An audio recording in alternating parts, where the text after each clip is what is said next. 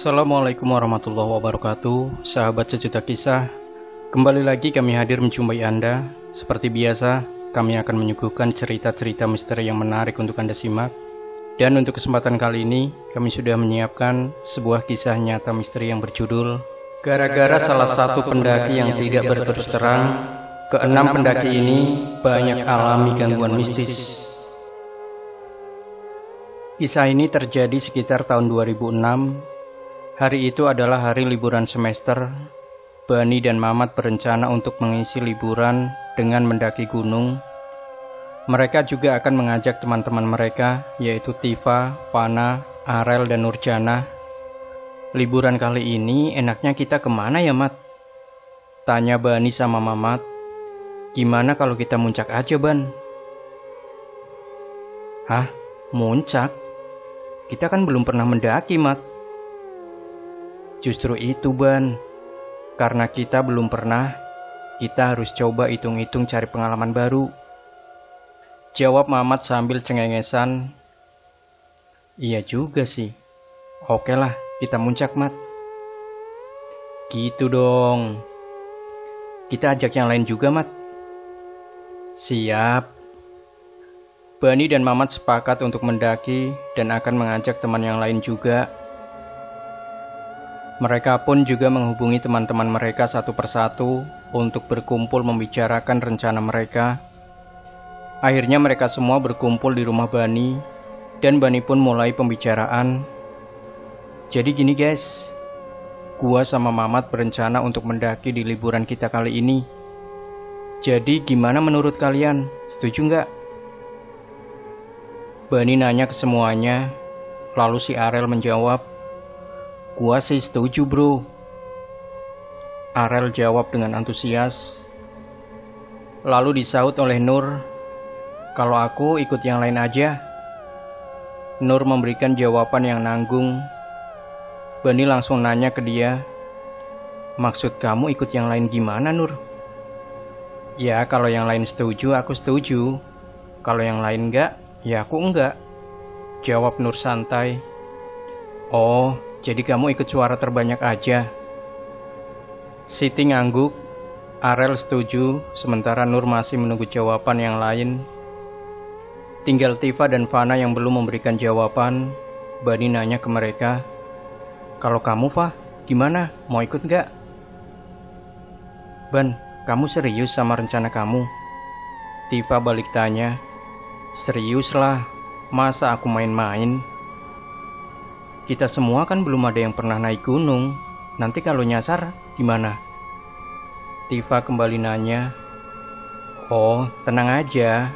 Nanti aku sama Mamat akan cari pemandu buat mimpin kita. Jawab Bani. Oh, ya udah aku ikut. Jawab Tifa dingin. Fana pun nyambung. Kalau aku ikut kamu aja, Ban. Jawab Fana sambil melirik senyum ke Bani. Dan ternyata Fana sama Siti itu teman dekat dari kecil. Setelah semuanya setuju untuk ikut, kini mereka berdiskusi untuk menentukan gunung mana yang akan mereka daki. Bani kembali nanya ke semuanya. Semua udah setuju ikut. Sekarang kita tinggal nentuin ke gunung mana kita mendaki. Kalian punya saran? Mamat langsung nyambung. Gimana kalau kita ke Gunung Kelut aja, yang ada di Kota Blitar? Arel langsung nyamber dan bilang, gua setuju banget bro. Jawabnya semangat. Tanpa berpikir panjang, Arel langsung setuju. Memang di antara mereka semua cuma yang terlihat semangat. Namun mendengar usulan Mamat, Bani sempat diem sebentar dan bilang, apa nggak terlalu berat, Mat? Kita semua kan pemula. Tenang aja, Ban. Kita kan punya pemandu yang udah pasti hafal trek gunung itu. Ya udahlah, terserah kamu. Jawab Bani dingin. Nur dan Fana nyambung. Kalau aku ikut kalian aja. Lagi-lagi Nur memberikan jawaban nanggung. Bani langsung nanya ke dia, Nur, dari tadi kamu bilang ikut yang lain terus.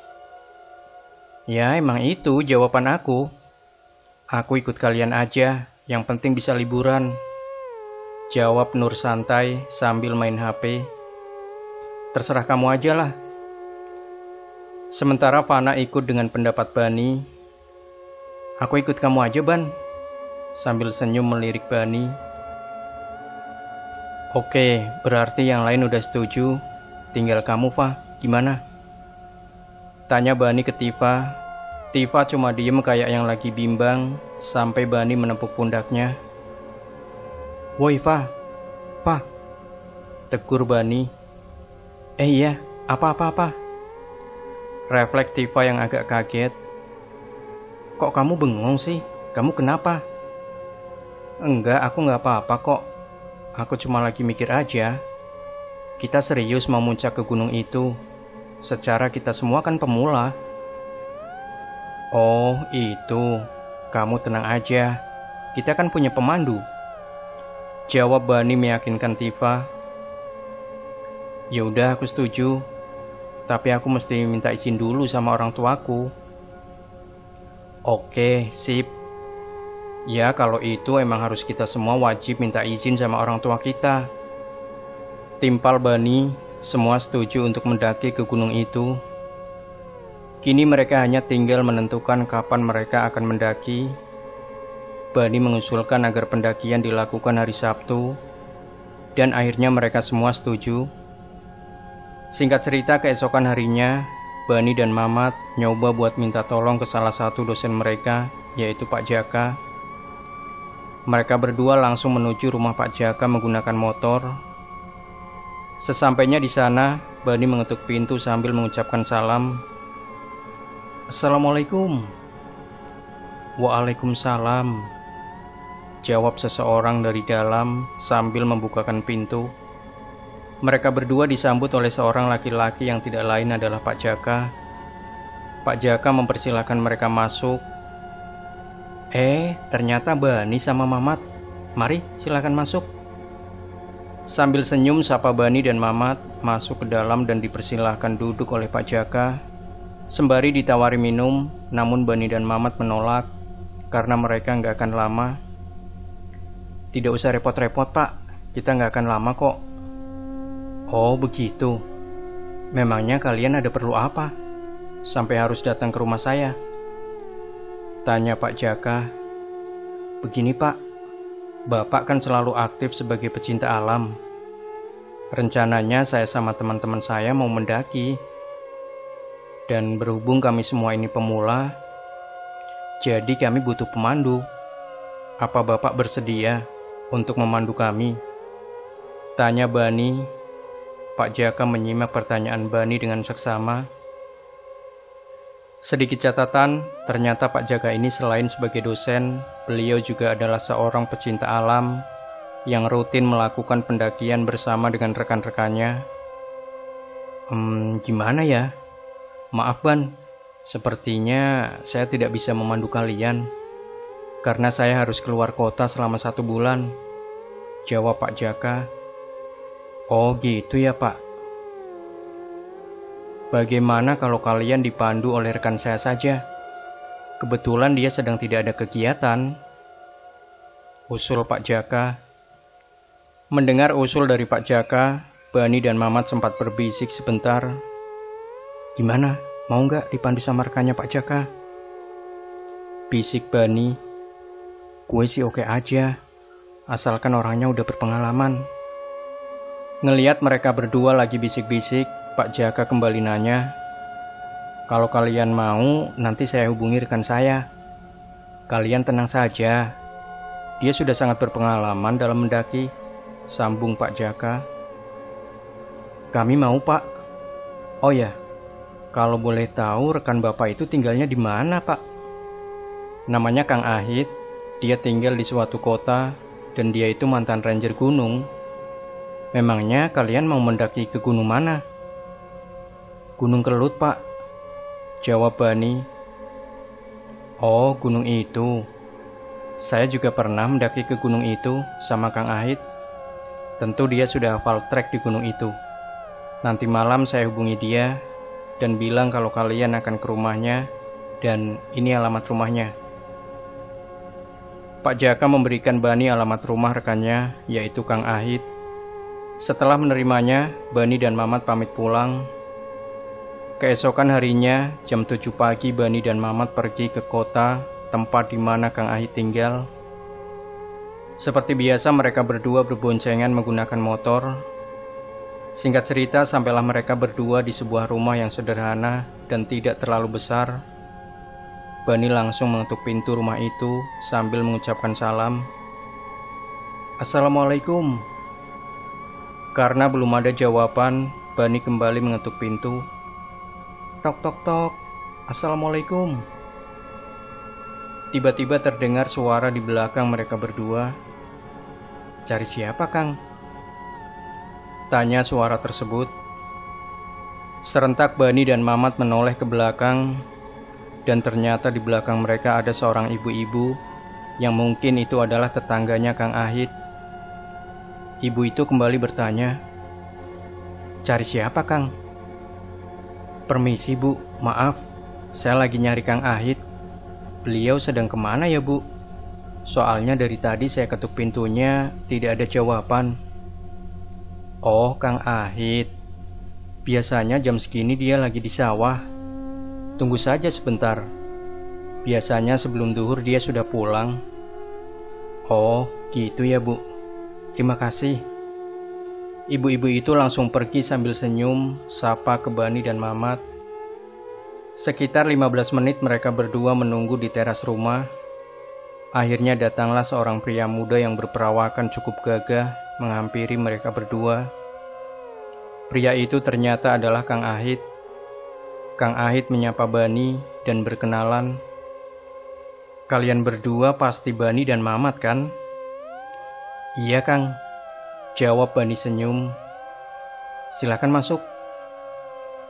Bani dan Mamat masuk ke dalam rumah dan duduk. "Sebentar ya, saya ambilkan minum." Kang Ahit pamit sebentar ke dapur untuk mengambil minum, dan tak lama kembali dengan 2 gelas yang dibawanya, yang langsung dihidangkan di atas meja. "Silakan minum, silakan diminum." Suasana agak sedikit canggung karena Bani dan Mamat belum kenal sama Kang Ahit. Melihat mereka yang agak kaku, Kang Ahit memulai pembicaraan. "Kalian berdua ini pasti tahu rumah saya dari Pak Jaka, kan?" Sambil senyum, Bani berkata, "Iya, Kang." Kang Ahit kembali nanya ke Bani dan Mamat, memangnya ada perlu apa mereka berdua sampai harus datang jauh-jauh ke rumahnya? Bani ngejelasin kalau mereka lagi butuh pemandu untuk mendaki ke Gunung Kelut. Bani juga nanya ke Kang Ahit, apa Kang Ahit bersedia mandu mereka? Kang Ahit ngejawab, "Oh iya ya, kapan kalian akan mendakinya?" "Insya Allah hari Sabtu, Kang." "Sabtu depan ya?" Oke, insya Allah saya bisa," jawab Kang Ahit. "Yes, terima kasih, Kang." Bani dan Mamat terlihat girang. "Sama-sama. Apa kalian sudah mempersiapkan semuanya, termasuk tenda dan logistik?" "Nanti, Kang. Habis dari sini saya dan teman-teman saya siapin semuanya," jawab Bani antusias. "Oh begitu. Nanti kalian bawa tenda untuk kalian saja. Tidak usah repot-repot sewain tenda buat saya, karena saya bawa tenda sendiri. Dan untuk kendaraan, simaksi dan yang lainnya, biar nanti saya yang urus," sambung Kang Ahit. "Makasih, Kang. Nanti kalian tinggal berangkat saja ke stasiun Kota Kediri dan tunggu saya di sana. Nanti saya siapkan mobil untuk kita berangkat ke jalur pendakian." Bani dan Mamat mengangguk. Setelah dirasa semuanya beres, mereka berdua pamit pulang ke Kang Ahit. Sampainya di rumah, Bani langsung ngasih tahu teman-temannya lewat grup chat WA, "Guys, semuanya udah beres. Gua sama Mamat udah dapetin pemandu buat kita muncak." "Good job, bro," sahut Arel di chat. Sementara yang lain cuma ngirim gambar tanda oke aja. "Jangan lupa guys, Sabtu jam 8 pagi kita udah harus berangkat." Semuanya merespon dengan tanda oke. Gak terasa hari keberangkat pun tiba dengan diantar sama omnya menggunakan mobil. Jam 7 pagi Bani mulai menjemput teman-temannya satu persatu. Dimulai dari Fana, karena memang rumah Fana cukup dekat dengan rumah Bani. Terlihat Fana sedang pamit ke orang tuanya, yaitu Om Doni dan Tante Ira. Bani langsung menyapa orang tuanya Fana. "Assalamualaikum Om, Tante," sambil mencium tangan mereka. "Waalaikumsalam Ban, kamu pasti mau jemput Fana kan?" "Iya Om." Fana sedang pamit ke ibunya, dan sepertinya ibunya agak berat melepas kepergian Fana. Sebelum Bani dan Fana naik ke mobil, Tante Ira menitipkan Fana ke Bani. "Ban, Tante titip Fana ya. Entah kenapa perasaan Tante kurang enak sejak Fana minta izin mau mendaki." Tante Ira terlihat begitu khawatir, namun Om Doni berusaha menenangkannya. "Iya Tante," jawab Bani sambil berpamitan. Setelah menjemput Fana, Bani bergegas menjemput temannya yang lain, yaitu Arel, Mamat, Nurjana, dan Tifa. Singkat cerita semuanya sudah dijemput, tinggal Tifa yang terakhir. Sampainya di depan pagar rumah Tifa, ternyata Tifa udah nunggu sambil membawa karirnya. Dengan wajah yang agak murung, Tifa naik ke mobil. Bani pun nanya ke dia, "Pak, kamu kenapa? Kamu sakit?" "Enggak, aku enggak apa-apa," jawab Tifa dingin. Setelah semuanya naik, mereka langsung berangkat menuju stasiun. Singkat cerita jam 11 siang, sampailah mereka di titik pertemuan dengan Kang Ahit. Ketika mereka sedang menunggu jemputan Kang Ahit, tiba-tiba mereka didekati oleh seorang kakek tua yang meminta sedekah. "Sodakohnya Kang." Sambil mengulurkan tangan, Bani langsung merogoh kantong dan memberikan kakek itu sedikit uang. "Terima kasih Kang." "Sama-sama kek." Sejenak kakek itu melirik ke arah Fana dan berkata dengan bahasa Sunda, "Sajero-jerona lautan masih bisa diteleman, tapi sadeut-deutna hate jelema moal aya nu apal iwal ti dirina jeung pangeran." Setelah kakek itu mengucapkan kata-kata itu, seketika kakek itu pergi. Sontak semuanya diam karena heran apa maksud si perkataan si kakek tadi. Mamat yang sedikit mengerti bahasa Sunda karena ibunya orang Sunda, dia nyoba buat menerjemahkan. Tadi yang dibilang sama kakek itu artinya kurang lebih kayak gini. Sedalam-dalamnya lautan masih bisa diselami, tapi sedangkal-dangkalnya hati manusia tidak ada yang tahu kecuali dirinya dan Tuhan, kata Mamat. Bani dan yang lainnya semakin heran dan gak ngerti kenapa kakek itu ngomongnya sambil melihat ke arah Fana. Kira-kira maksud kakek itu apa ya? Kok dia ngomongnya sambil ngeliatin Fana? Bani terheran. "Udahlah, gak usah dipikirin," Arel nyamber. Sempat dibuat heran sama kakek tua itu, sekarang mereka didatengin sama seorang pria yang menggunakan topi hitam dan membawa carrier, yang ternyata itu adalah Kang Ahit. "Assalamualaikum." "Waalaikumsalam," semuanya menjawab. "Kang, udah dari tadi ya nungguin kita?" "Enggak kok, saya baru aja sampai." "Oh, kenalin Kang, ini teman-teman saya. Arel, Fana, Nurjana, dan ini Tifa." Sambil ngenalin temennya satu persatu, terlihat Nurjana dan Tifa melirik genit ke Kang Ahit ketika bersalaman dengannya.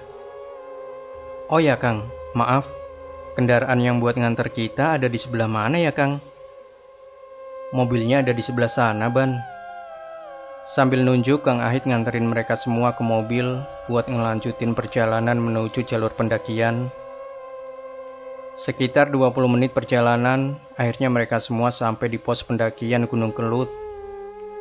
Kang Ahit dan Bani turun duluan buat ngurusin si Maksi dan yang lainnya. Sementara yang lain diminta buat nunggu. Kang Ahit nanya ke penjaga base camp, "Kang, punten, ada berapa rombongan yang naik hari ini?" "Tadi pagi ada sekitar 2 rombongan, Kang, yang naik," kata si penjaga. "Oh, ini Kang, saya kasih HT buat jaga-jaga biar nanti kalau ada apa-apa bisa langsung menghubungi kami di atas." Penjaga itu memberikan HT ke Kang Ahit yang katanya buat jaga-jaga kalau ada apa-apa bisa langsung menghubungin mereka di atas. "Terima kasih Kang," ucap Kang Ahit. Kang Ahit menerima HT itu dan langsung mengeceknya. Bani sempat heran. Di sini dia bergumam di hatinya, kok yang naik sedikit amat? Padahal setahu dia, kalau hari Sabtu itu selalu banyak pendaki yang naik gunung. Tapi ya udahlah. Dia berusaha untuk tetap positive thinking. Melihat Bani yang lagi bengong, Kang Ahit nepuk pundaknya dan ngajak buat balik ke yang lain. "Woi, Ban, ayo kita balik ke yang lain." Bani kaget sambil berucap, Iya Kang." Kang Ahit dan Bani kembali ke yang lain. Di jalur pendakian terlihat sepi karena hanya ada rombongan Kang Ahit dan Bani yang akan naik siang itu. Kang Ahit nyaranin agar lebih baik naik jam 2 siang, dan yang lainnya pun mengiyakan. Secara karena mereka semua pemula, jadi mereka nurut aja apa kata Kang Ahit sebagai pemandu. Singkat cerita, waktu sudah menunjukkan jam 2 siang, mereka bersiap untuk melakukan pendakian. Dimulai dengan berdoa yang dipimpin oleh Kang Ahit. Sebelum naik, Kang Ahit sedikit berpesan ke Bani dan teman-temannya. "Ingat, bersikaplah yang sopan, jangan berbuat yang aneh-aneh, dan jangan buang sampah sembarangan. Kita semua ini tamu, kita harus jaga tata krama," tegas Kang Ahit. Semuanya mengangguk, dan dimulai dengan bismillah. Mereka semua memulai pendakian dengan formasi Kang Ahit sebagai leader. Disusul Tifa, Mamat, Nurjana, Arel, Fana, dan Bani yang dipercaya oleh Kang Ahit sebagai sweeper. Mereka semua berjalan dengan santai dan sangat menikmati pemandangan di gunung. Mamat jalan sambil nyanyi-nyanyi, sementara yang lain terlihat sangat senang. Mungkin karena ini pengalaman pertama mereka mendaki ke gunung. Namun ada yang aneh di sini. Fana terlihat cepat capek, sampai-sampai beberapa kali dia minta buat istirahat. Sebagai leader, Kang Ahit memaklumi hal itu. Karena Fana adalah pemula dan gak berpikir yang aneh-aneh. Jam 4:35 sampailah mereka semua di pos 1. Ternyata mereka harus nempuh perjalanan sekitar 2 jam lebih buat bisa sampai ke pos 1.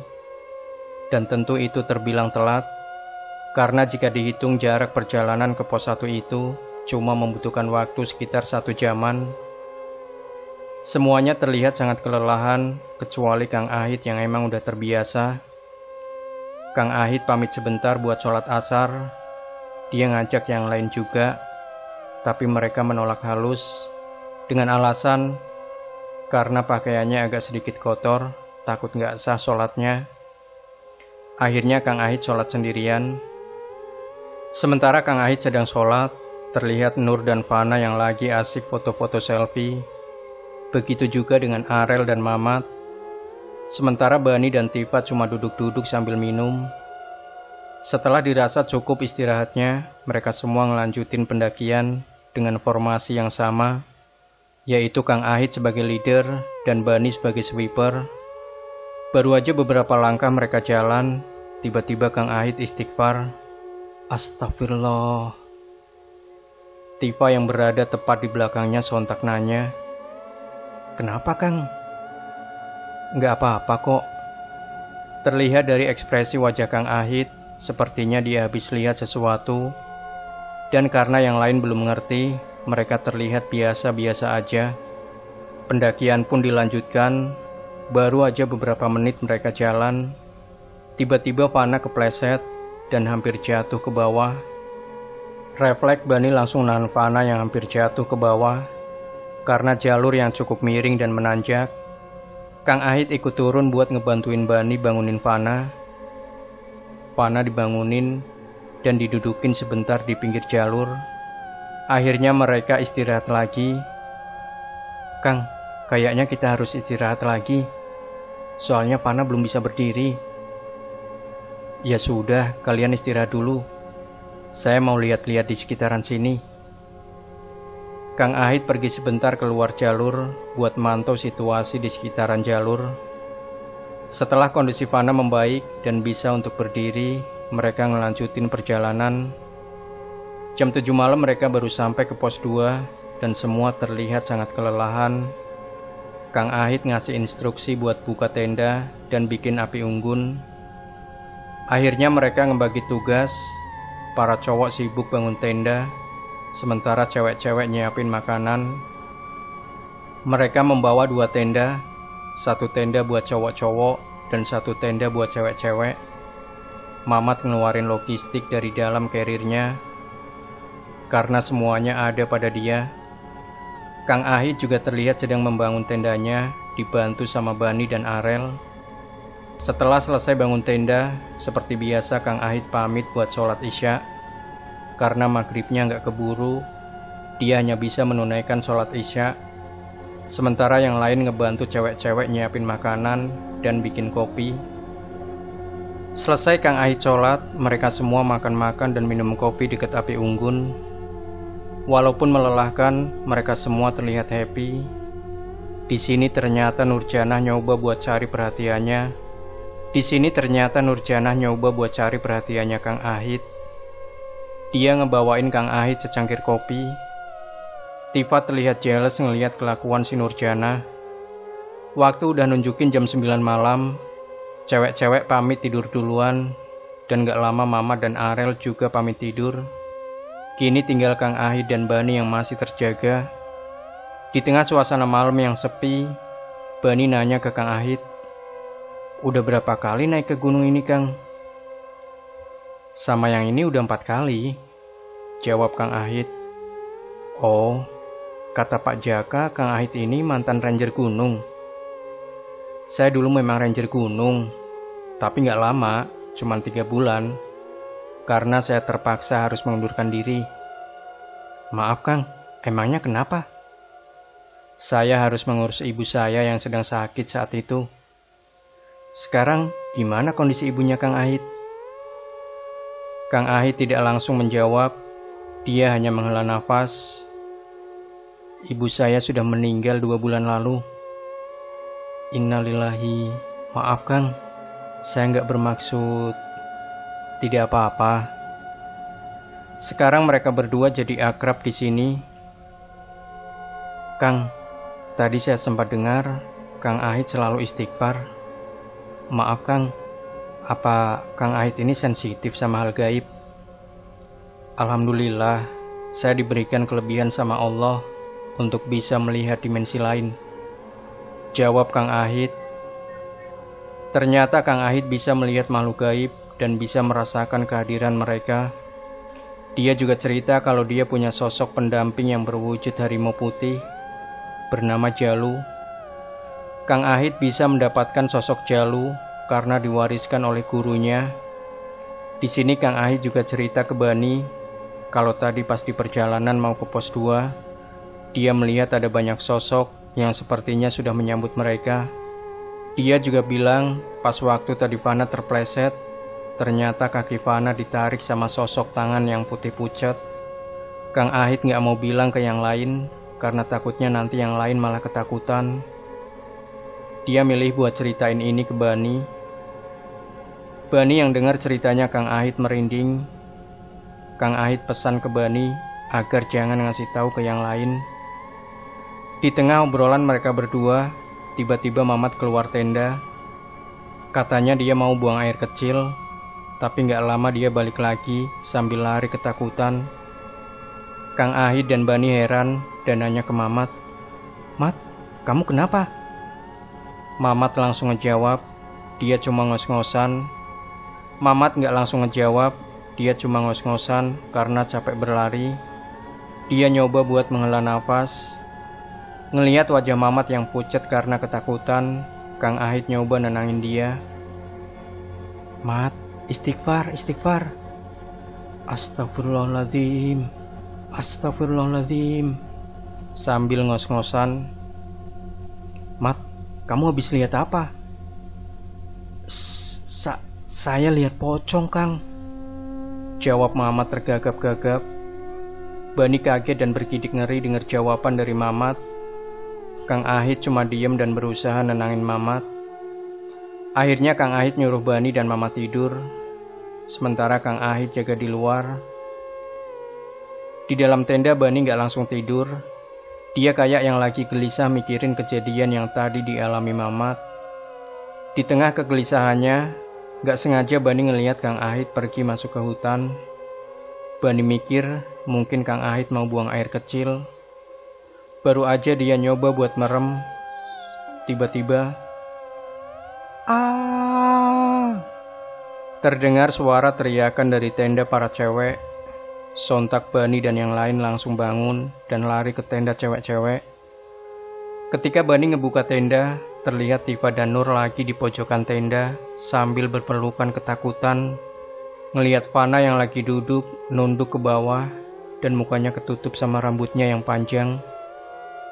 Ngelihat Fana yang kayak gitu, Bani langsung ngedeketin dia dan berusaha buat nyadarin dia. "Fan, sadar Fan, sadar. Istighfar, istighfar." Tiba-tiba kepalanya mulai bangun dan tegak. Terlihat bola matanya udah hitam semua. Bani yang berada tepat di depannya kaget, refleks bilang, "Fana kerasukan." Bani nyuruh Arel buat manggil Kang Ahit, tapi Arel bilang kalau Kang Ahit gak ada di tendanya. Bani baru ingat kalau Kang Ahit tadi pergi. Akhirnya dia nyuruh Arel buat nyari Kang Ahit. Di depan tenda terdengar Mamat yang terus baca-baca ayat Al-Quran sebisanya. Nur nangis ketakutan di pelukannya. Tifa. Suasana saat itu sangat mencekam. Tiba-tiba Fana melihat ke arah teman-temannya satu persatu. Dengan bola matanya yang masih hitam, dia ngomong dengan suara yang serak menyeramkan. "Saya mau anak ini. Saya akan bawa anak ini." Setelah ngomong kayak gitu, Fana ketawa. Dan suara tawanya itu sangat menyeramkan, memecah keheningan. Gak lama kemudian Kang Ahit dan Arel datang. Kang Ahit langsung masuk ke dalam tenda. Dia menatap tajam ke arah Fana. Seketika Fana pun pingsan. Kang Ahit meriksa Fana yang terbaring pingsan. Ekspresi wajah Kang Ahit terlihat khawatir saat memeriksa Fana. Kang Ahit minta Tifa dan Nur buat jaga Fana, dan kalau udah sadar kasih tahu Kang Ahit.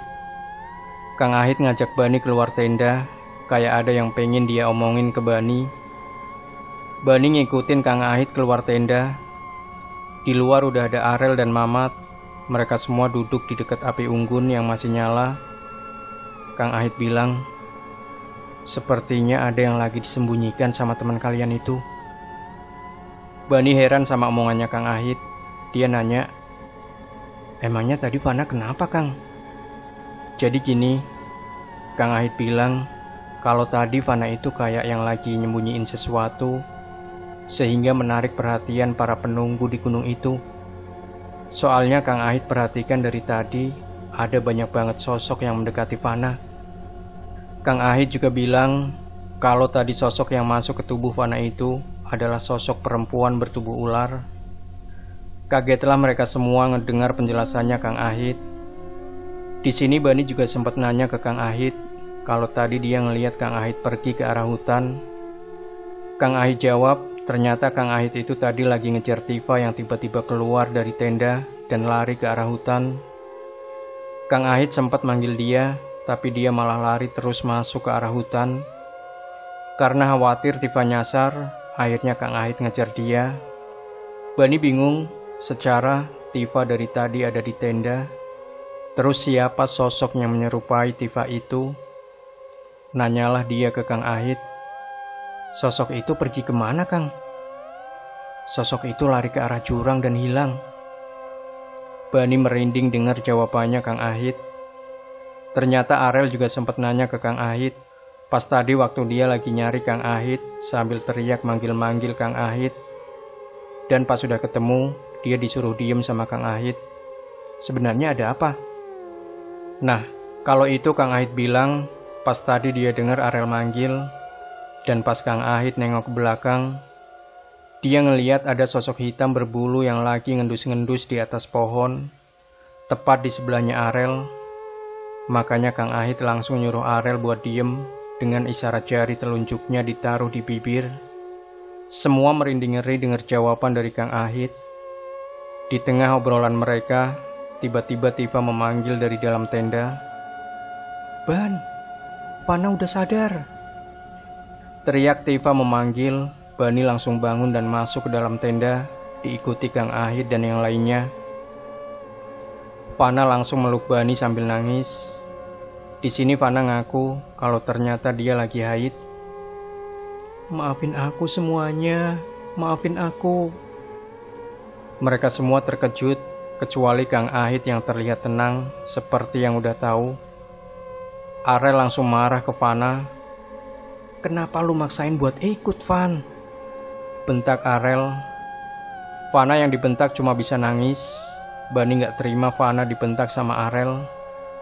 Bani gak terima Fana dibentak sama Arel ngebales, "Lu jangan bentak dia, Rel," tegas Bani. Kang Ahit meredam emosi mereka berdua dan nenangin mereka. Karena situasi yang udah gak memungkinkan, Kang Ahit minta mereka untuk beres-beres dan siap buat turun. Akhirnya mereka ngeberesin barang-barang mereka. Setelah semuanya beres, mereka semua siap untuk turun. Terlihat Arel yang masih kecewa karena batal muncak, namun yang lain menghiraukannya. Kang Ahit sempat lihat jam di tangannya, ternyata waktu udah nunjukin jam 12 malam. Mereka semua turun dengan formasi yang sama seperti ketika naik. Baru beberapa langkah mereka jalan, tiba-tiba Kang Ahit ngasih isyarat berhenti. Karena penasaran, Tifa nanya, "Ada apa, Kang?" "Tuh, kamu lihat sendiri." Kang Ahit nyorotin senter ke jalur. Ternyata ada seekor ular yang lagi nyeberangin jalur. Setelah ular itu lewat, mereka lanjut jalan. Sekitar 20 menitan mereka jalan. Tifa teriak sambil nutupin mukanya pakai tangan. Sontak semua kaget. Fana refleks meluk Bani, sementara Nur nunduk sambil nutupin wajahnya. Mamat cuma bisa istighfar. Kang Ahit yang tepat di depannya coba buat nenangin dia. Hei, ada apa, ada apa?" Tifa gak jawab. Dia malah langsung meluk Kang Ahit sambil nunjuk-nunjuk ke arah sebelah kirinya. Kang Ahit sempat nengok ke arah yang ditunjuk sama Tifa. Kang Ahit nyuruh Tifa buat istighfar. Sepertinya gangguan demi gangguan mulai berdatangan. Setelah Tifa tenang, Kang Ahit mengisyaratkan untuk lanjut jalan. Dengan tertatih-tatih, mereka jalan turun. Tapi tiba-tiba terdengar suara alunan gamelan, diiringi dengan suara sinden yang lagi nembang Sunda. Suasana menjadi mencekam saat itu. Senada dengan suara alunan gamelan tadi, tiap-tiap kabut tebel datang ngedeketin mereka. Kang Ahit ngasih instruksi buat pegangan tangan, dan jangan ada yang gerak sebelum kabutnya hilang. Mereka semua ngikutin arahannya Kang Ahit, dan benar saja, beberapa saat suara alunan gamelan itu pun hilang, disertai kabut yang perlahan mulai hilang juga. Kang Ahit nengok ke belakang, ternyata mereka semua masih lengkap. Tapi Kang Ahit baru sadar kalau jalur yang akan mereka lewati hilang. Kang Ahit coba lihat ke sekeliling, ternyata mereka semua udah keluar dari jalur, dan sekarang mereka ada di tengah hutan. Paniklah mereka semua. Kang Ahit coba buat nenangin mereka semua dan minta mereka buat lanjut jalan.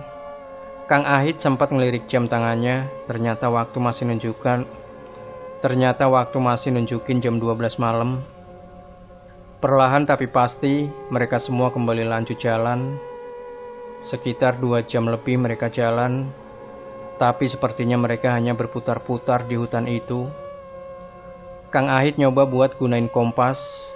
Sayangnya arah mata angin kompas juga muter-muter gak jelas, kayak error. Terlihat mereka semua sudah sangat kelelahan. Akhirnya Kang Ahit nyuruh mereka buat istirahat. Mamat ngeluarin logistik yang tersisa, yaitu 2 botol air dan beberapa makanan ringan. Kang Ahit kembali ngeliat jam tangannya. Ternyata waktu udah nunjukin jam 12:15 menit. Kang Ahit heran, kok waktu berputar begitu lambat. Secara mereka semua ngerasa udah jalan hampir 2 jam lebih. Kang Ahit mulai curiga, jangan-jangan mereka semua udah tersesat ke alam lain. Kang Ahit menghela nafas dan bilang ke Bani dan teman-temannya, "Sepertinya kita semua sudah bukan di alam nyata lagi." Mereka semua kaget dengar ucapannya Kang Ahit. "Maksudnya apa, Kang?" tanya Bani dengan nada keras. Kang Ahit cuma menggelengkan kepalanya. Fana dan Nur seketika nangis. "Aku mau pulang, Ban.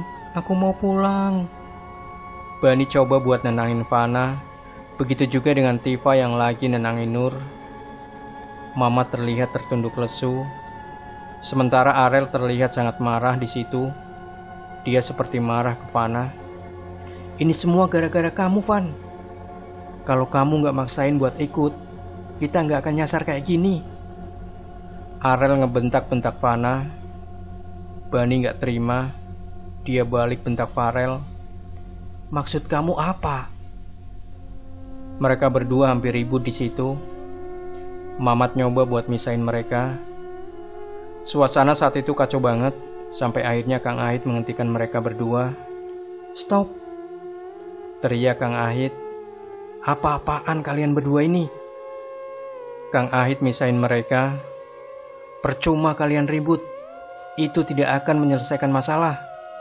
Kalian berdua hanya mementingkan ego kalian sendiri," tegas Kang Ahit. Arel gak terima. Dia malah marah ke Kang Ahit. "Ini semua gara-gara kamu, Kang.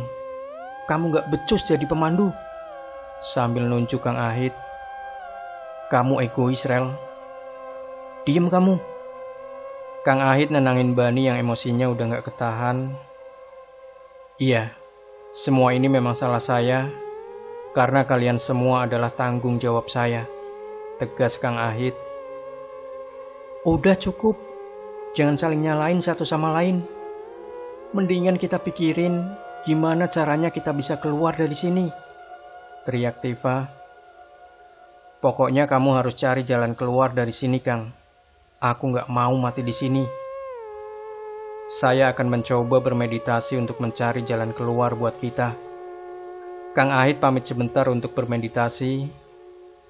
Bani lihat Kang Ahit duduk bersila sambil memejamkan matanya. Kang Ahit terlihat sangat fokus.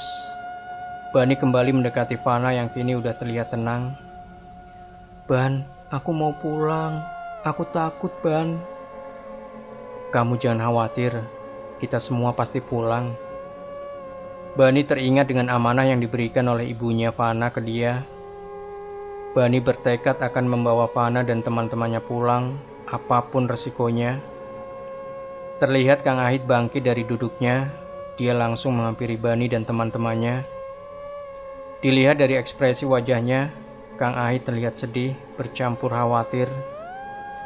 Kang Ahit ngasih tahu kalau penghuni gunung ini ternyata lagi ngincer Fana. Mereka akan bawa Fana ke alam mereka. Semuanya makin panik, terutama Fana. Dia nangis sejadi-jadinya. Kang Ahit terlihat sedih. Dia janji akan membawa mereka semua keluar dari sana. "Tenangkan diri kalian. Saya sudah menemukan jalan keluar dari sini." Alhamdulillah, ternyata Kang Ahit udah nemuin jalan keluarnya. Kang Ahit nunjuk ke sebelah kanannya menuju ke arah yang ada pohon-pohon gede. Sebelum jalan, Kang Ahit sempat berpesan, "Ingat, tetap fokus, ikuti saya, jangan melamun, selalu istighfar." Mereka semua jalan ngikutin Kang Ahit. Baru aja beberapa langkah mereka jalan, tiba-tiba terdengar suara tawa seorang perempuan. Tiba-tiba terdengar suara tawa seorang perempuan yang menyeramkan dan memecah keheningan. "Saya mau anak ini. Saya suka anak ini." Dia wangi. Mereka semua diam dan saling tatap-tatapan dengar suara itu yang entah dari mana asalnya. Hiraukan saja, terus jalan, tegas Kang Ahit. Mereka lanjut jalan menyusuri pohon-pohon besar. Di sepanjang jalan mereka udah disambut sama penampakan-penampakan, dimulai dari pocong yang ngintip di balik pohon, kuntilanak yang lagi nangkring di atas pohon dengan muka hancurnya, dan sosok genderuwo dengan matanya yang merah menyala, yang dari tadi memperhatikan mereka semua. Kang Ahit yang berada di depan bilang, "Jangan dilihat, hiraukan saja. Mereka itu sedang berusaha menyesatkan kita. Tetap fokus dan selalu istighfar," perintah Kang Ahit. Mereka terus jalan sampai akhirnya mereka sampai di dua pohon gede yang kalau dilihat itu seperti gerbang. Dalam hatinya Bani bilang, "Alhamdulillah, mungkin itu jalan keluarnya." Sebelum mereka melewati gerbang itu, Kang Ahit berbalik dan manggil Bani. Ternyata dia ngasih hati yang dikasih sama penjaga basecamp ke Bani. Dengan ekspresi yang sedih, Kang Ahit berpesan, "Ban, kalau nanti saya lepas kontrol, saya mau kamu pimpin teman-teman kamu turun ke pos 1 dan hubungi basecamp dengan hati itu. Minta ranger untuk jemput kalian di sana. Kamu tinggal ikuti saja jalurnya," perintah Kang Ahit.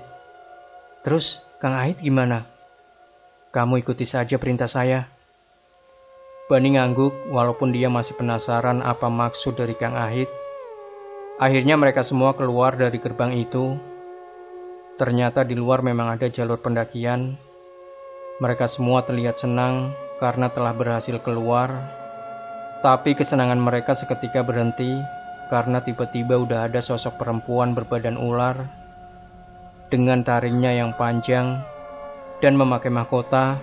Di sebelah kanan dan kirinya berdiri dua prajuritnya yang berwujud berbadan manusia tapi berkepala serigala, dan tingginya itu sekitar 3 meter dengan memakai pakaian kerajaan dan membawa pedang.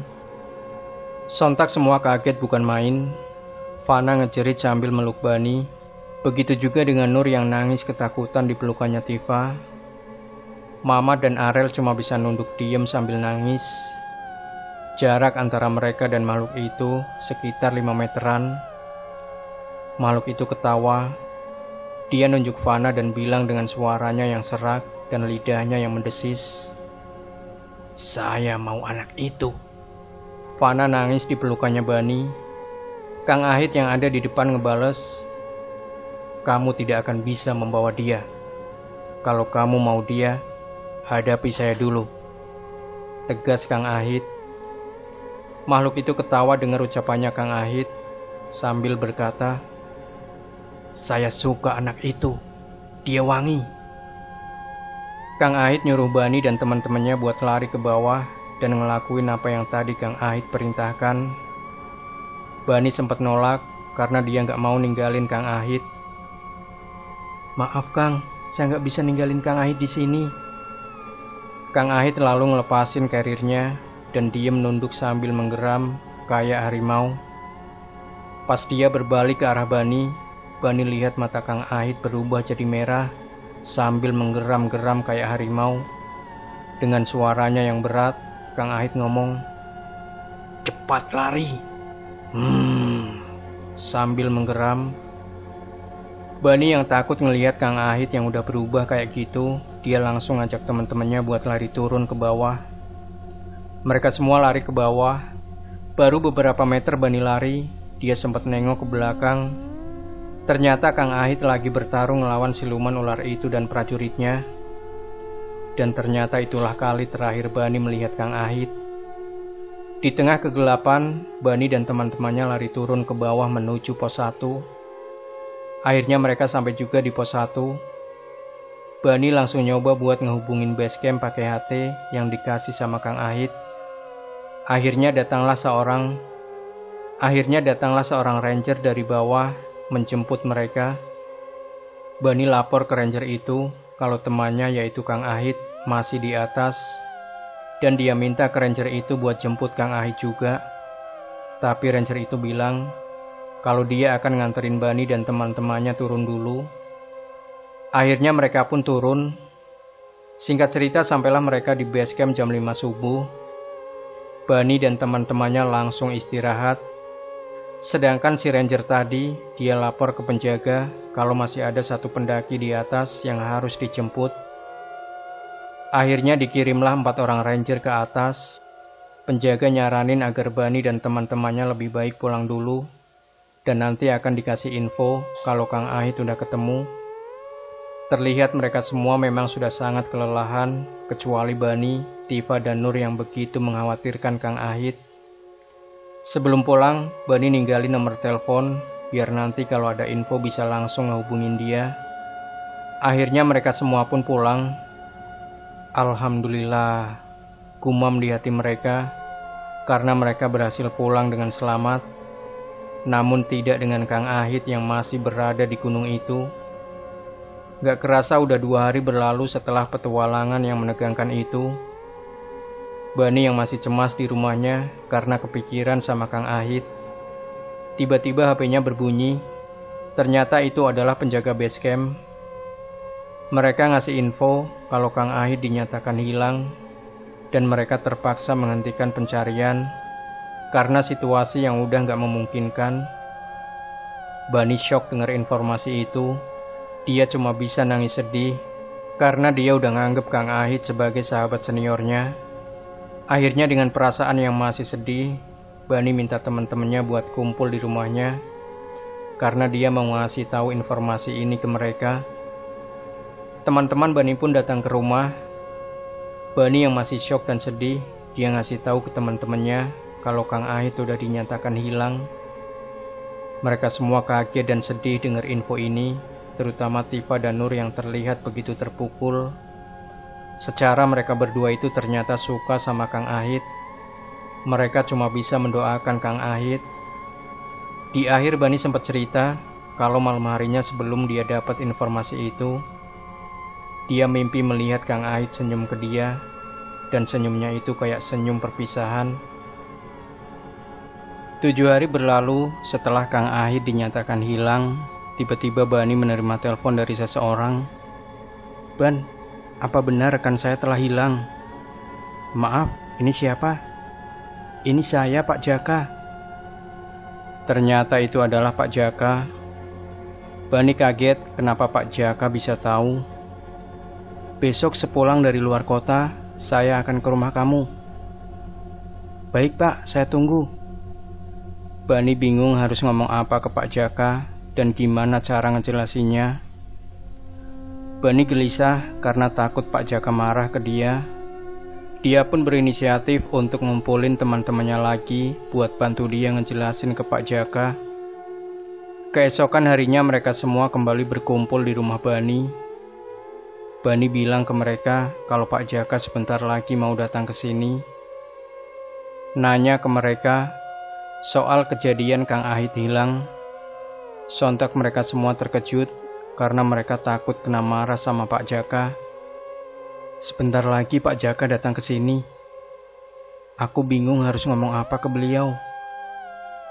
Si Mamat menyaut, "Kamu aja bingung, apalagi aku." Lalu si Tifa menimpali, "Lebih baik kita jujur aja, jelasin semua yang sebenarnya ke Pak Jaka." Di tengah kegelisahan mereka, tiba-tiba terdengar suara klakson mobil di depan rumah. Terlihat ada mobil yang mau parkir di sana. Itu pasti Pak Jaka. Mereka semua panik, dan tiba-tiba terdengar suara seseorang yang ngetuk-ngetuk pintu sambil ngucapin salam. Dengan langkah yang agak ragu, Bani bukain pintu, dan ternyata benar itu adalah Pak Jaka. Ekspresi muka Pak Jaka terlihat seperti mau marah. Beliau langsung masuk dan duduk. Dan benar saja, dengan nada yang agak membentak, Pak Jaka marah ke mereka. "Kalian tahu, karena ulah kalian semua, sekarang Kang Ahit terjebak di gunung itu." Bani dan teman-temannya cuma bisa diam menunduk. Terutama Fana, dia sesekali netesin air mata. karena dia merasa dia yang paling bersalah atas kejadian ini. Saya tahu kalian semua pemula, tapi kalian mestinya sudah tahu pantangan ketika akan naik gunung itu apa. Bani dan teman-temannya heran sama ucapannya Pak Jaka. Kok Pak Jaka bisa tahu detail kejadian itu? Maafkan kami, Pak. Bani minta maaf ke Pak Jaka atas kesalahan fatal yang udah diperbuat dia dan teman-temannya. Pak Jaka hanya menghela nafas, seperti sedang menahan amarahnya. Ban, besok kamu harus antar saya ke gunung itu lagi. Kita jemput Kang Ahit. Kagetlah mereka semua dengar ucapannya Pak Jaka. Mereka bertanya-tanya, maaf Pak, memangnya Kang Ahit masih hidup? Tanya Bani kaget. Firasat saya mengatakan demikian, jawab Pak Jaka. Mereka semua bersyukur karena ada kemungkinan Kang Ahit masih hidup. Tapi Bani terlihat bimbang di sini. Secara dia harus kembali ke gunung itu nemenin Pak Jaka. Tapi dia teringat dengan jasa Kang Ahit yang udah nyelamatin dia dan teman-temannya. Akhirnya setelah berpikir cukup lama, Bani setuju. Dengar Bani yang udah siap nemenin, Pak Jaka pamit pulang. Dan tak lupa beliau kembali ngingetin Bani, besok siang saya jemput kamu. Baik Pak. Dengan perasaan yang masih agak bimbang, Bani kembali masuk ke rumahnya. Di dalam, teman-temannya Bani berusaha buat nyemangatin Dani. Fana bilang, Ban, kamu hati-hati ya, dan maafin aku. Gara-gara aku kamu harus nanggung beban ini. Gak apa-apa kok. Lagi pula kan aku yang ngajak kalian semua. Jadi aku yang harus bertanggung jawab. Dan ingat, kita semua udah hutang nyawa sama Kang Ahit. Kemudian si Arel nyeletuk, sorry bro, aku gak bisa ikut. Aku bantu doa aja. Lalu si Mamat pun bilang, iya Ban, maafin aku juga gak bisa ikut. Soalnya aku masih trauma. Lalu si Tifa pun berucap, tenang aja Ban, kita semua pasti doain kamu. Kemudian si Arel menimpali kata-kata Tifa, iya bro, semangat. Aku yakin kamu pasti berhasil. Makasih, kalian semua udah memotivasiku. Bani yang tadinya bimbang, sekarang jadi lebih tenang karena termotivasi sama teman-temannya. Pagi harinya Bani mulai nyiapin barang yang akan dia bawa, yaitu logistik tenda dan yang lainnya. Setelah semuanya beres, dia langsung ke depan rumah buat nunggu Pak Jaka.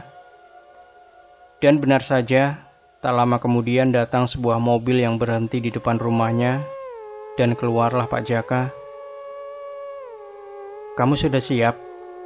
Bani ngangguk dan langsung masuk ke mobilnya Pak Jaka. Tidak ada obrolan di perjalanan menuju ke jalur pendakian. Jam 4 sore sampailah mereka berdua di jalur pendakian gunung itu. Di jalur terlihat sepi, cuma ada polisi dan beberapa penjaga base camp yang lagi jaga di sana. Karena sepertinya jalur sedang ditutup, Pak Jaka langsung memarkir mobilnya dan turun diikuti Bani. Pak Jaka langsung nyamperin polisi yang lagi jaga buat minta izin agar bisa naik. Bani ngikutin Pak Jaka dari belakang. Polisi yang melihat Pak Jaka dan Bani yang datang, mereka langsung nahan Pak Jaka dan Bani. Maaf Pak, jalur pendakian gunung ini untuk sementara ditutup. Pak Jaka pun bilang, sebelumnya saya mohon maaf Pak, tapi kami berdua harus naik Pak. Kami harus jemput teman kami. Maaf, kami tidak bisa mengizinkan kalian berdua untuk naik. Pak Jaka tetap bersikeras buat naik, hingga sempat terjadi perdebatan kecil di situ. Sampai akhirnya datang seorang kakek yang meleraikan perdebatan mereka. Sudah, biarkan mereka berdua naik. Mendengar ucapan kakek itu, polisi dan penjaga nunduk dan salim ke kakek itu. Bani dan Pak Jaka heran, sebenarnya siapa kakek itu? Terlihat kakek itu memakai ikat di kepalanya. Pak Jaka pun bertanya kepada kakek itu, "Maaf, kakek siapa?" "Saya Abah Rokib." Kakek itu mengenalkan dirinya sebagai Abah Rokib ke Bani dan Pak Jaka, dan beliau ternyata adalah sesepuh di kampung itu. Beliau juga sangat dihormati di kampung itu. Akhirnya Pak Jaka ngejelasin tujuannya ke Abah Rokib. Abah Rokib hanya ngangguk kecil dan bilang, "Perjalanan kalian tidak akan mudah. Saya akan menyuruh salah satu penjaga di sini untuk menemani kalian." Abah Rokib memanggil salah satu penjaga base camp yang sebut aja namanya Kang Mahmud. Kang Mahmud pun mengiyakan perintah Abah Rokib. Dia langsung siap-siap buat nemenin Bani dan Pak Jaka naik. Akhirnya atas izin dari Abah Rokib, Bani dan Pak Jaka diperbolehkan naik dengan ditemani oleh Kang Mahmud. Sebenarnya polisi dan penjaga lain juga menawarkan diri untuk menemani, tapi karena Abah Rokib tahu apa yang akan mereka hadapi di perjalanan nanti, Abah Rokib cuma nyuruh Kang Mahmud buat nemenin Bani dan Pak Jaka. Abah Rokib juga sempat ngelirik Bani dan bilang, "Nak, kamu akan mengalami sesuatu yang belum pernah kamu alami. Maka berhati-hatilah. Dan ini untuk kamu berjaga-jaga." Ternyata Abah Rokib memberikan sebuah pisau belati kecil ke Bani. Bani yang sedikit bingung menerima pisau itu. Abah Rokib menyarankan agar mereka naik setelah sholat maghrib. Dan Abah Rokib juga nyaranin agar mereka ninggalin carrier mereka di base camp. Mereka hanya perlu membawa beberapa botol air saja, karena tujuan mereka naik gunung bukan untuk ngecamp di sana, tapi untuk menyelamatkan Kang Ahid. Mereka pun setuju. Singkat cerita, setelah sholat maghrib berjamaah dan melakukan doa bersama, Bani, Pak Jaka, dan Kang Mahmud siap-siap untuk naik. Namun sebelum naik, Abah Rokib berpesan, "Kalian semua berhati-hatilah dan selalu ingat kepada Allah. Dan kamu Mahmud, bantu mereka sebisa mungkin." Pendakian pun dimulai dengan formasi Kang Mahmud sebagai leader, disusul Bani dan Pak Jaka sebagai sweeper. Gak ada keanehan apapun ketika jalan naik. Jam 8 malam, sampailah mereka di pos 1. Bani yang udah terlihat capek minta buat istirahat sebentar. Tapi Kang Mahmud dan Pak Jaka malah menghiraukan dia dan minta dia untuk lanjut jalan terus. Akhirnya Bani yang baru duduk sebentar sambil minum, kembali bangun dan lanjut jalan. Formasi jadi acak-acakan di sini. Bani yang tadinya ada di tengah, sekarang jadi yang paling belakang. Terlihat Kang Mahmud dan Pak Jaka jalannya cepet banget. Sampai-sampai Bani harus tengah lari ngejar mereka. Dan tiba-tiba, gedebluk. Tolong! Bani jatuh diseret masuk ke dalam semak-semak, entah oleh siapa. Kang Mahmud dan Pak Jaka yang dengar teriakan Bani langsung berbalik dan mengejar Bani ke semak-semak. Kang Mahmud dan Pak Jaka nyorotin senternya ke jejak seretan Bani tadi. Dan setelah diikuti, Kang Mahmud dan Pak Jaka lihat Bani yang ngegantung di atas pohon, dengan posisi kakinya di atas, kepalanya di bawah. Tepat di sampingnya itu, ada sesosok makhluk hitam berbulu dengan taring di mulutnya yang berlumuran air liurnya, kayak lagi pengen makan Bani. "Tolong saya, Pak." Bani cuma bisa nangis. Makhluk itu ketawa ngelihat Bani yang lagi nangis. Dengan suaranya yang berat, makhluk itu bilang, "Dia makananku." Setelah ngomong kayak gitu, makhluk itu kembali ketawa sejadi-jadinya. Pak Jaka yang udah emosi pingin nyerang makhluk itu, tapi dia ditahan sama Kang Mahmud. "Biar saya saja, Pak. Cepat, turunkan anak itu," bentak Kang Mahmud kepada makhluk itu. "Dia akan aku makan." Kang Mahmud langsung ambil posisi kuda-kuda. Tangan kanannya mengepal kayak yang lagi megang sesuatu. Dan begitu kepalanya dibuka, muncul cahaya merah yang kemudian dilemparkan ke makhluk itu, tepat kena mukanya. Makhluk itu mengerang kesakitan dan tubuhnya itu kayak kebakar hingga menjadi abu. Setelah makhluk itu lenyap, Kang Mahmud dan Pak Jaka langsung nurunin Bani dari atas pohon. Bani didudukin sebentar dan dikasih minum sama Kang Mahmud. "Kamu gak apa-apa?" "Saya gak apa-apa, Kang." Kang Mahmud dan Pak Jaka minta maaf ke Bani karena tadi sempat ninggalin dia. Kali ini mereka lanjut jalan dengan kembali membentuk formasi seperti pas akan naik tadi. Mereka lanjut jalan terus, dan baru aja mereka mau sampai ke pos 2, tiba-tiba terdengar suara gamelan disertai sinden yang lagi nembang. Dalam hati Bani bilang, "Astagfirullah, suara ini lagi. Pasti sebentar lagi muncul kabut."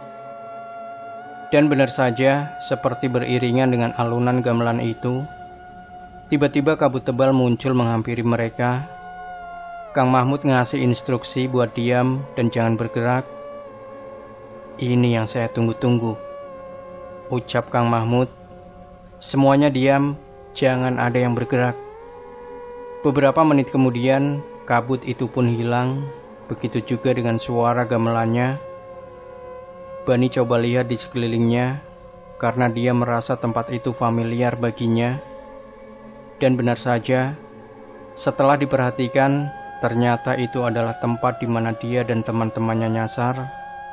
Dan udah tentu itu bukan alam nyata. Sepertinya suara gamelan dan kabut tadi adalah akses untuk memindahkan para pendaki ke alam lain. Pak Jaka tiba-tiba berucap, "Kamu kelihatan seperti nggak asing dengan tempat ini, Ban. Saya, Kang Ahi, dan teman-teman saya waktu itu nyasar ke sini, Pak. Kamu sudah tahu kan, tempat ini bukan alam manusia?" "Saya tahu, Pak. Saya tahu dari Kang Ahid." Lalu Kang Mahmud berucap, "Kita memang sudah tidak di alam nyata lagi." Kang Mahmud mengisyaratkan buat istirahat sebentar. Bani langsung duduk dan minum. Mereka istirahat di situ, dan karena mereka nggak bawa makanan, akhirnya mereka cuma minum air yang mereka bawa aja. Bani heran sama Kang Mahmud dan Pak Jaka, karena mereka berdua terlihat begitu tenang dan nggak panik, padahal mereka semua udah tersesat di alam gaib. Kang Mahmud dan Pak Jaka seolah-olah kayak udah biasa ngalamin kejadian kayak gini. Setelah dirasa cukup istirahatnya, mereka kembali lanjut jalan. Namun kali ini, langkah kaki Kang Mahmud terlihat cukup santai. Baru aja beberapa menit mereka jalan, tiba-tiba kuntilanak terbang tepat di samping kiri mereka. Jarak mereka dan kuntilanak itu dekat banget, cuma selisih 1 jengkal. Dengan sigap Kang Mahmud langsung jambak rambut kuntilanak itu, hingga kuntilanak itu kesakitan. "Di mana istana siluman itu? Katakan!" Kang Mahmud membentak kuntilanak itu, tapi kuntilanak itu nggak ngejawab. Bani yang ngelihat momen mengerikan itu langsung lari ke belakang Pak Jaka. Sementara Kang Mahmud masih bentak-bentak kuntilanak itu, tapi kunti itu nggak ngejawab. Kunti itu cuma nunjuk-nunjuk ke arah kanannya. Karena mungkin itu adalah jawabannya, Kang Mahmud ngelepasin kunti itu, dan kunti itu pun terbang dan hilang entah kemana. Keringat mengucur deras dari wajahnya Kang Mahmud. Mungkin dia ngeluarin banyak energi pas tadi ngejambak rambut si kunti. Kang Mahmud minum sebentar dan bilang, "Pak Jaka, Bani, kalian sudah siap?" Pak Jaka ngangguk, cuma Bani bingung siap apa. "Siap apa, Kang?" "Kita akan perang melawan bangsa siluman." Sontak Bani kaget dengar ucapannya Kang Mahmud. "Maksud Kang Mahmud?" "Untuk bisa membebaskan teman kalian, kita harus melawan siluman-siluman itu." "Tapi saya takut, Kang." "Belati yang tadi dikasih sama Abah Rokib, apa masih ada?" Bani merogoh kantong celananya, dan ternyata belatinya masih ada. "Gunakan belati itu sebagai senjata kamu," Baik, Kang. Lalu Pak Jaka bilang, kamu tidak usah takut, Ban. Iya, Pak. Mereka semua bangkit dari duduknya dan langsung jalan ke arah yang tadi ditunjuk sama si Kunti. Mereka jalan terus nyusurin hutan, hingga akhirnya mereka sampai di depan sebuah gerbang istana yang gede banget dan tinggi.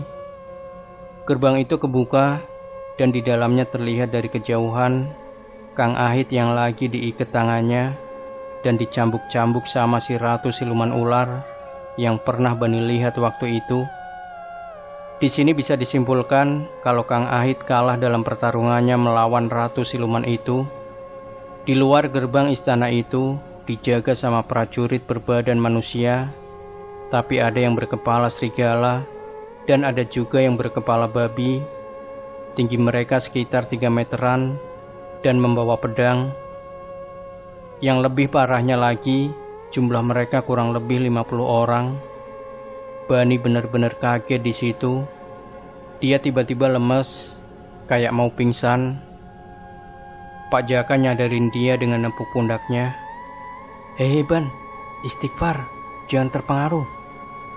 Astagfirullah, jawab Bani kaget. Saya nggak bisa, Pak. Saya benar-benar takut. Bani sempat nangis, dia sangat ketakutan. Kang Mahmud nyoba nenangin dia. Kamu tidak perlu melawan mereka. Tugas kamu cuma bebaskan teman kamu dan bawa dia keluar dari istana itu. Iya, Ban. Biar saya dan Mahmud yang akan melawan mereka. Bani cuma bisa ngangguk sambil nahan air matanya. Mereka sembunyi dan nyoba buat ngatur siasat dengan Kang Mahmud, dan Pak Jaka akan ngelawan prajurit-prajurit itu, termasuk ratunya. Sementara Bani disuruh sembunyi dulu, dan ketika prajurit dan si ratu siluman itu udah teralihkan, Bani harus langsung bebasin Kang Ahit dan membawanya keluar menjauh dari istana itu. Akhirnya Kang Mahmud dan Pak Jaka maju ngelawan semua prajurit itu, termasuk ratunya. Sementara Bani langsung nyari tempat buat ngumpet. Jantung Bani benar-benar deg-degan, sampai-sampai badan dia gemeteran karena saking ketakutannya. Tapi karena udah tanggung, dia coba buat lawan rasa takutnya. Begitu bagiannya tiba, dia harus langsung cepat bebasin Kang Ahit. Bani lihat perhatian semua siluman itu udah tertuju ke Kang Mahmud dan Pak Jaka. Dalam hati Bani bilang, ini saatnya. Bani langsung keluar dari tempat persembunyiannya. Dia lari menuju ke Kang Ahit yang masih terikat. Dia lihat Kang Ahit pingsan, dan di badannya ada banyak luka bekas cambukan. Dia langsung motong tali yang mengikat Kang Ahit dengan belati tadi. Bani langsung gendong Kang Ahit dan membawa Kang Ahit keluar menjauh dari istana itu. Sebenarnya dia masih ketakutan, tapi dia harus tetap bawa Kang Ahit. Setelah dirasa udah cukup jauh, Bani berbalik. Dia langsung teriak manggil Kang Mahmud dan Pak Jaka. Kang Mahmud, Pak Jaka. Mendengar suara Bani memanggil, Kang Mahmud dan Pak Jaka langsung menoleh dan lari ke arah Bani. Kang Mahmud ngasih isyarat dari kejauhan ke Bani agar terus lari, karena siluman-siluman itu sekarang ngejar mereka. Bani yang larinya agak lambat karena dia lagi ngegendong Kang Ahit. Akhirnya kesusul sama Kang Mahmud dan Pak Jaka. Kang Mahmud langsung gantiin Bani buat gendong Kang Ahit. Sementara para siluman itu masih mengejar mereka di belakang. Kita harus pergi kemana, Kang? Kalian ikuti saja saya. Bani dan Pak Jaka ngangguk dan mereka kembali lari. Bani lihat Kang Mahmud larinya cukup kencang, seolah-olah nggak ada beban di punggungnya. Padahal dia sambil menggendong Kang Ahit. Mereka terus lari dari kejaran para siluman itu.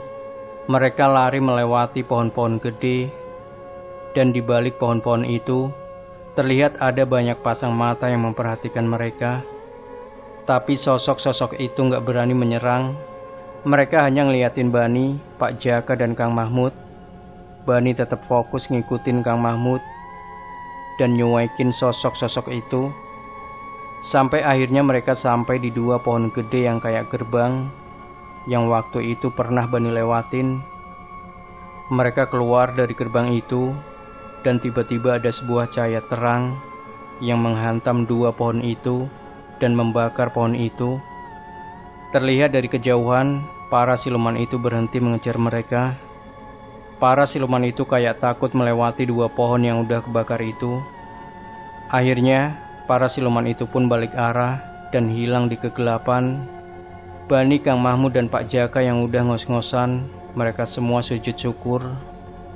Alhamdulillah ya Allah. Bani nangis terharu karena dia benar-benar gak percaya dengan apa yang barusan dia alami. Pak Jaka melirik jam, ternyata waktu udah nunjukin jam 4:30 pagi. Dan terdengar dari bawah sayup-sayup suara adzan subuh. Dengan sisa-sisa tenaga yang masih mereka miliki, akhirnya mereka semua turun. Kang Mahmud masih terus gendong Kang Ahid ke bawah karena Kang Ahid belum sadar. Sampailah mereka di bawah dan mereka udah ditunggu sama Abah Rokib dan penjaga base camp. Penjaga langsung nyamperin mereka dan memapah mereka. Sementara Kang Ahid langsung digotong dan dibawa ke base camp. Di dalam, Bani, Kang Mahmud, dan Pak Jaka dikasih air sama Abah Rokib. Abah Rokib bilang, "Jangan khawatir, minumlah air itu." Bani, Kang Mahmud, dan Pak Jaka minum air itu. Bani ngerasa lebih ringan setelah minum air itu.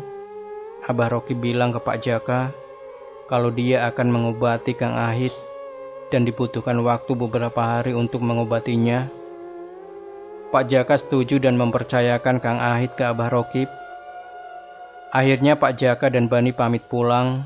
Sebelum pulang, Pak Jaka pesan ke polisi dan para penjaga agar kejadian ini jangan dipublikasikan. Di perjalanan pulang, Pak Jaka cerita ke Bani kalau dia ternyata nerima bisikan gaib yang ngasih tahu kalau Kang Ahid hilang. Pak Jaka langsung bermeditasi, mencoba untuk menerawang keberadaannya Kang Ahid. Itulah kenapa beliau bisa tahu detail kejadian yang dialami Bani dan teman-temannya. Demikian sahabat sejuta kisah. Semoga kita bisa mengambil hikmah dari kisah ini. Jangan lupa berikan komentar Anda, like, share video ini, subscribe channel Sejuta Kisah, dan kembali nantikan cerita-cerita misteri terbaru dari kami. Wassalamualaikum warahmatullahi wabarakatuh.